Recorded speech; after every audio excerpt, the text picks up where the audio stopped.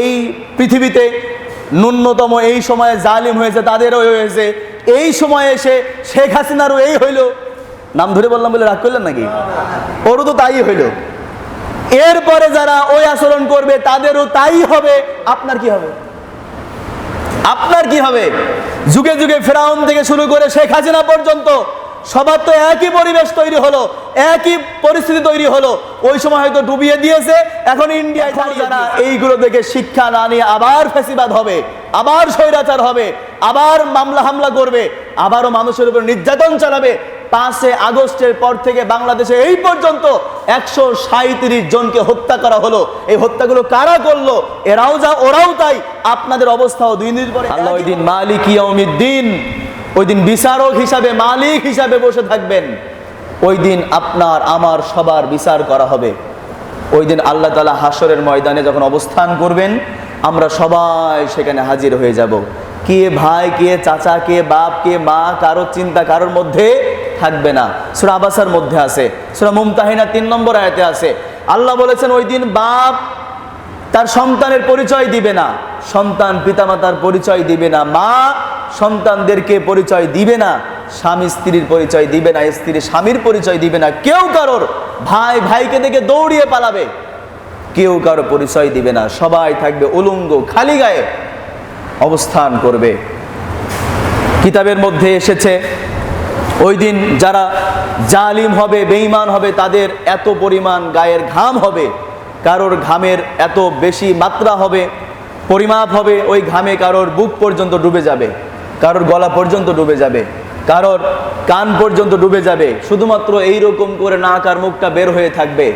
তারা ইয়া নাফসি বলতে থাকবে, অনেকে দৌড়াদৌড়ি করতে থাকবে। সেখানে আরো সে ছায়াবাদে কোনো ছায়া থাকবে না, সূর্যটা একদম মাথার উপরে নেমে আসবে। কোনো বর্ণনায় আছে মুঠো হাত উপরে, কোনো জায়গায় আছে 1 মাইল উপরে। যদি 1 মাইল এখন আছে 15 কোটি কিলোমিটার উপরে, আর তখন থাকবে মাত্র 1 মাইল উপরে। তখন আমি, আপনি, আমরা কেউ সেই সময়গুলো সহ্য করতে পারবো না। এই যে কঠিন পরিস্থিতি, কঠিন পরিবেশ, ওই জায়গায় আমাদের হিসাবের পাল্লা, মিজানের পাল্লা সেট করা হবে। ওখানে সবাইকে হাজির করে সবার জীবনের কর্মফলগুলো ওজন দেওয়া হবে। ওখানে পরিমাপ করা হবে, কে ভালো কাজ কতটুকু করেছে, কে মন্দ কাজ কতটুকু করেছে। ওই দিন কোনো অজুহাত দেওয়ার, কোনো রকমের কোনো অজুহাত দিয়ে সরে যাওয়ার, আমার জীবনে এই সংসার ছিল, এই ছিল, কাজ ছিল, এটা ছিল, ওটা ছিল, এইগুলোর জন্য আল্লাহ আপনার গোলামি করতে পারিনি, আমাকে মাফ করে দেন, এই সব কথা বলার কোনো স্পর্ধাও সেদিন কেউ দেখাতে পারবে না। পারবে? যদিও দেখায়, জবানকে বন্ধ করে দেওয়া হবে। সূরা ইয়াসিনের মধ্যে আছে আল্লাহ তাআলা জবান বন্ধ করে দিবেন।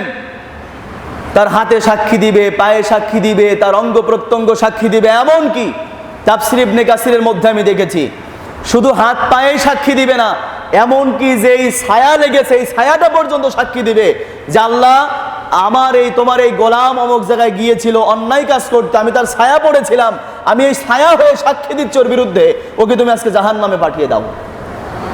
এই ছায়া পর্যন্ত সাক্ষী দিবে। ওই দিন এই কঠিন পরিস্থিতি তৈরি হবে, সব হিসাব ওই দিন চুকে যাবে।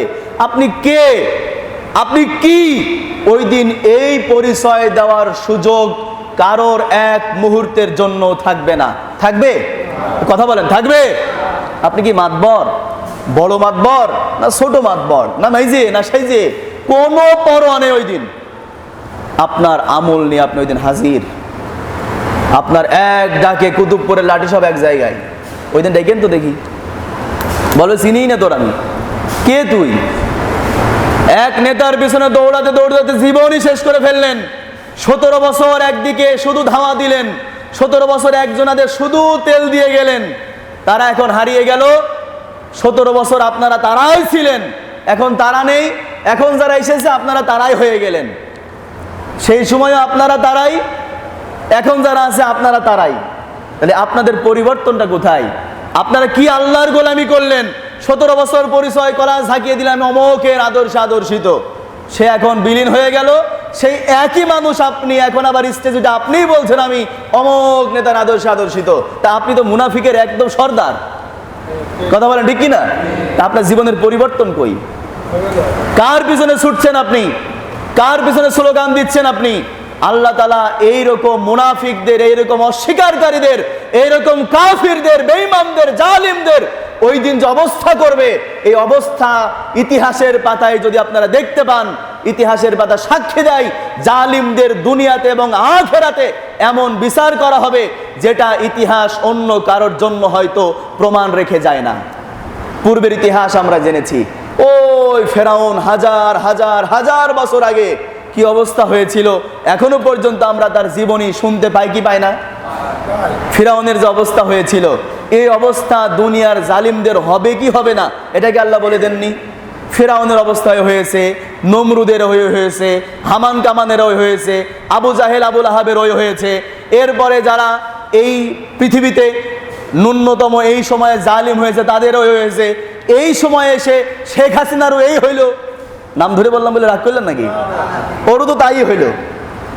এরপরে যারা ওই আচরণ করবে তাদেরও তাই হবে। আপনার কি হবে? আপনার কি হবে? যুগে যুগে ফেরাউন থেকে শুরু করে শেখ হাসিনা পর্যন্ত সবার তো একই পরিবেশ তৈরি হলো, একই পরিস্থিতি তৈরি হলো। ওই সময় হয়তো ডুবিয়ে দিয়েছে, এখন ইন্ডিয়ায় তাড়িয়ে দিয়েছে। সিস্টেম ভিন্ন হলেও কাজ তো একই। ওই সময় নমরুদের নাকে মশা ঢুকিয়ে দিয়েছে, এখন এর দুনিয়ার থেকে হয়তো বা দেশ থেকে তাড়িয়ে পলাতে বাধ্য করেছে। সিস্টেম একই। এখনো যারা এইগুলো দেখে শিক্ষা না নিয়ে আবার ফ্যাসিবাদ হবে, আবার স্বৈরাচার হবে, আবার মামলা হামলা করবে, আবারও মানুষের উপর নির্যাতন চালাবে। 5 আগস্টের পর থেকে বাংলাদেশে এই পর্যন্ত 137 জনকে হত্যা করা হলো। এই হত্যাগুলো কারা করলো? এরাও যা ওরাও তাই। আপনাদের অবস্থাও 2 দিন পরে একই হবে, কিন্তু আপনার অবস্থা কি হবে? আপনি যার পিছনে ছুটছেন, যার পিছনে স্লোগান দিচ্ছেন, 17 বছর যার পিছনে দৌড়ে দৌড়ে আপনি নিজের জীবনে শেষ করে ফেললেন, ওরা তো ওদের মতো পালিয়ে গিয়ে বেঁচে গেল। আপনি কি করবেন? কি করবেন আপনি? যারা 17 বছর স্লোগান দিল তাদের তো ওই পায়রার মোড়ে উলঙ্গ করে পিটিয়ে আগুন দিয়ে পুড়িয়ে দেওয়া হয়েছে। কোন আফসোস করেছে কেউ? করিনি। শুধুমাত্র আমি বোঝানোর জন্য বলছি, আল্লাহ তাআলা ঠিক এইগুলোই, জালেমদের সাথে দুনিয়াতে যে আচরণ করা হবে, অপমানজনক আচরণ, আখিরাতেও আল্লাহ তাআলা যখন জাহান্নামে দিবেন, জাহান্নামে তো অপমান আছেই, জাহান্নামে যাওয়ার আগে